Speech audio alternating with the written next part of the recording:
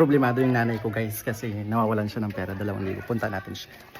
Nadala ko yung lunch ko. My lunch is sisig. So ayun siya, mangyak-iyak siya, problemado siya. Ano, nakita mo na yung pera mong nawawala? Wala. Ha? Sabi kasi niya kinuha ko ay hiniram ko daw nung Friday, hindi ako lumabas. Ako na pag-birthday na. Ah?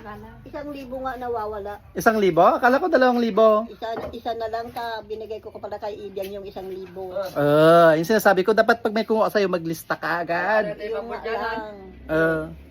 Sige, palitan ko na lang, Le. Pero wala akong hiniram sa'yo. Ano ka ba naman? Problemado siya, Manawagan ka sa mga viewers, baka palitan nila. Magkano yung nawalang pera mo? Mag-iyak siya. 1,000. Ay, 1,000. O, ako na lang magpalit. Analisa, may cash ka dyan? Wala. Kunin mo na lang, Le. Kaya analisa, Mamama ka pa nga nun. Lunes pa yung sahod ko, Kain ka na. Ako na magpalit nung nawawalang pera mo. Sangit to eh. Diyos ko, mangiyak-iyak na siya. Lunch tayo guys. Our ulam is sisig. Ayan. Luwangan ni mama.